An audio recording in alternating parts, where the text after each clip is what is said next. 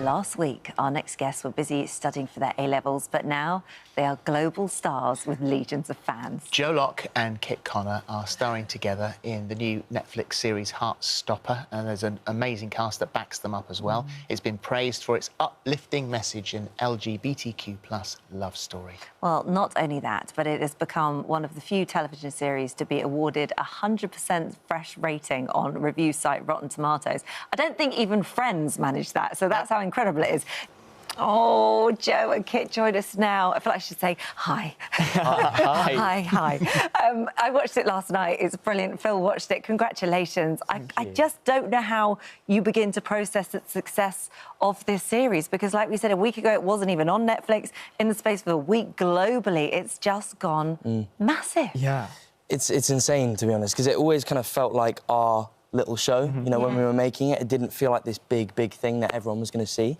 So it's insane that within a week we've already Yeah. I feel like when the first reviews came out, I was like, oh, I forgot it was actually going to get reviewed because it was like our thing that we made in Slough last year and was not really a thing. But now it's a big We crazy. talked about those reviews. Rotten Tomatoes 100% certified fresh, and Metacritic universal acclaim was their review. Yeah. So this is absolutely massive, and the juxtaposition, as Holly said, is bizarre because we've put you on early today in the show because we probably would normally have saved you till much later, you know, sort of headline act type of thing. However, we put you on early because you've got to go and study for your A-levels. Yeah. So life does continue. Come July, you are free. What about acting experience and getting the role? Because we know, as far as you're concerned, Kit, I mean, you have been in Rocket Man, I mean, you've done other stuff. But for you, this was a real leap in the dark. Yeah, I'd not done any professional acting before, so they did an open casting call. So I think 10,000 people auditioned, and you didn't need an agent. You just sent in a self-tape, and then I got a recall, and I was like, oh, maybe this is quite cool. Even if I don't get it, it's quite cool. And then I got another recall, and I was like, oh, what if this actually happens? Like, and then I ended up getting the part, and it was just like all my dreams. How loud was the yell? It was quite loud. I was on my own in my house, though, because I'm from the Isle of Man, and it was during COVID last year, so I had to fly to London for an audition, then fly home and isolate on my own for 2 weeks in my house. Oh, my gosh. So I was just on my own, and my agent phoned me and was like, you got the job. And, yeah, it was just me and my dog in the house, so I screamed very loudly. Thank God that was worth it, then, wasn't it? So, for anybody that hasn't seen it, just explain a little bit about who you play and a bit of the storyline. Don't give too much away, though. Yeah. I mean, it's basically a story. It's like a queer teen love story, essentially, about two boys, one who's openly gay and then one who's sort of seemingly straight, the sort of stereotypical rugby boy. popular boy. And then they become friends, and then it sort of slowly progresses, and then they sort of what happens next. What happens next? What Don't give happens anything next, away. yeah. The brilliance of it is because it comes from the Alice Oseman graphic novel, and so it's really clever because those subtle moments in any very early relationship are coloured here with very clever.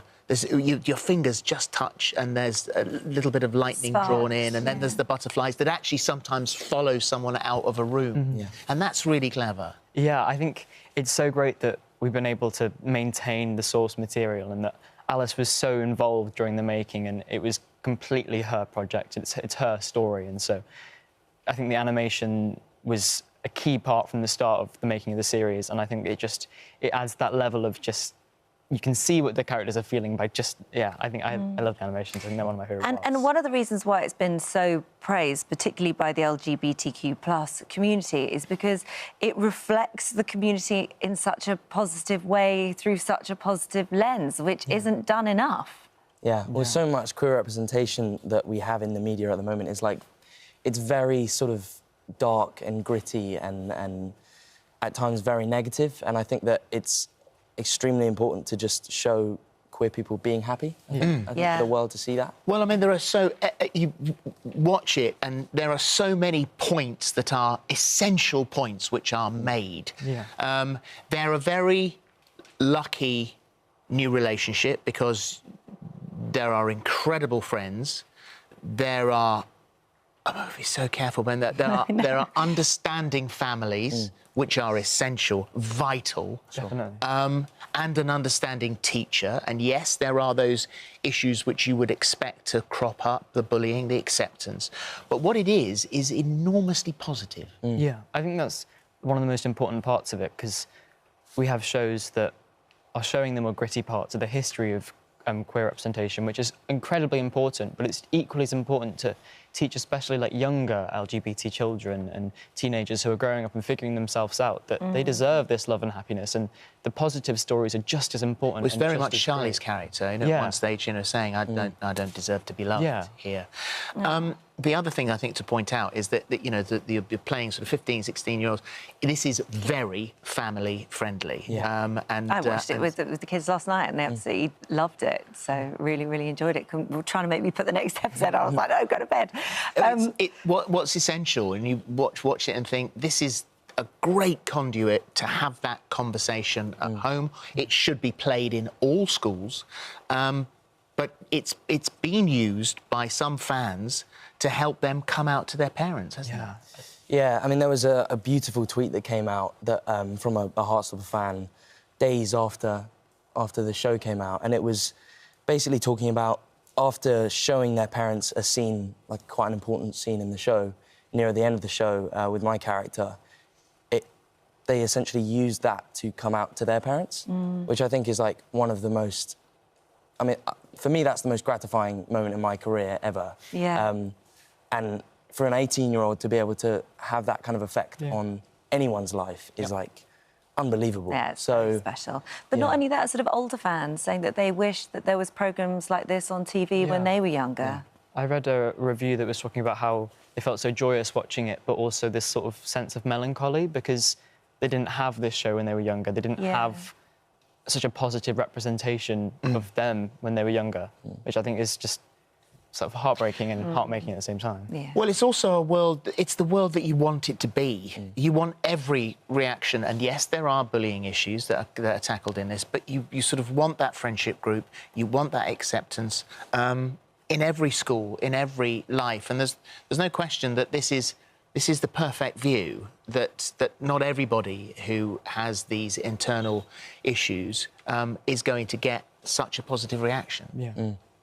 I think it's so wonderful that we've been able to create this story because there isn't anything like it. It's so unique and it's so beautiful, which I think is great. And also, it may be aimed at a younger audience, but that doesn't mean that it's not universally watchable. It's definitely not a children's show, I think, is one thing we wanted to make sure when we were making it.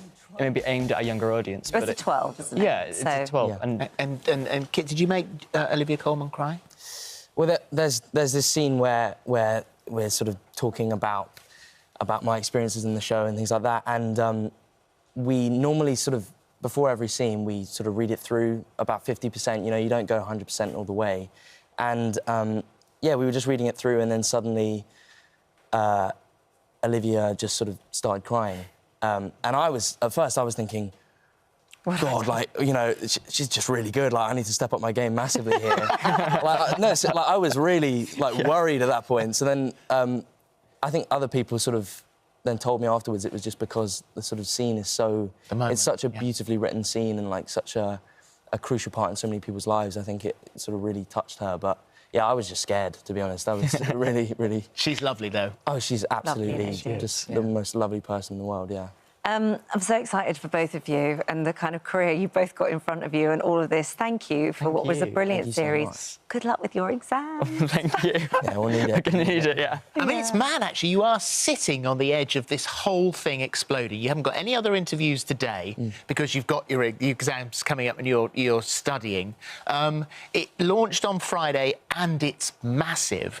I mean, it's like one of those moments, and we love having those moments where people sit on the sofa here and you think, it's never going to be the same for them. I mean, this is a big, big moment. Enjoy it. Yeah. Thank you so much. Thank you so much. Well done. Thank well you. done. Thank you. Heartstopper is on Netflix Yeah. now. Absolutely watch it.